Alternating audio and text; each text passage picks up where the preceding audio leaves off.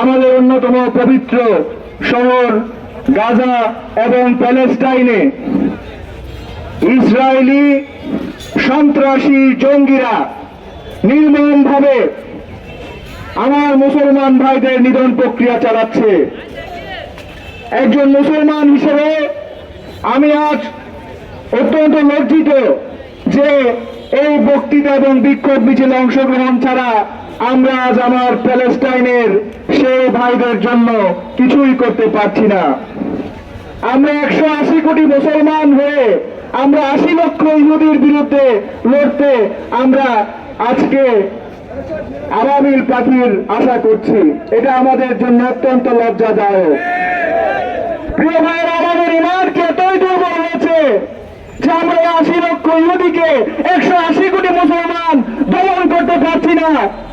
আমাদের ইমানি শক্তিকে আল্লাহ জাগরুক করুক। আমি আমাদের মাননীয় প্রধান উপদেষ্টা ডক্টর ইউনূস স্যারের প্রতি দৃষ্টি আকর্ষণ করছি। মাননীয় প্রধান উপদেষ্টা, মিনার রিজাল ওয়ান নিসা ওয়াল বিলদান বলা হচ্ছে, হে মুসলমান, হে বিশ্ববাসী, তোমরা কেন যুদ্ধে ঝাঁপিয়ে পড়ছো না?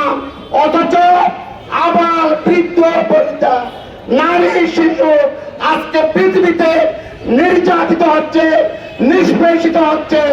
সম্মানিত ভাইরা আমার, তাই আজকের এই প্রোগ্রাম থেকে সারা বাংলাদেশ সহ বিশ্ববাসীকে আমরা জানিয়ে দিতে চাই, ইহুদির গোষ্ঠী, নাসারার গোষ্ঠী, এই আধিপত্যবাদীর গোষ্ঠী বাংলাদেশের মুসলমান সহ বিশ্ববাসী এগিয়েছে, তাদেরকে পরাজিত পরাভূত করবে ইনশাআল্লাহ।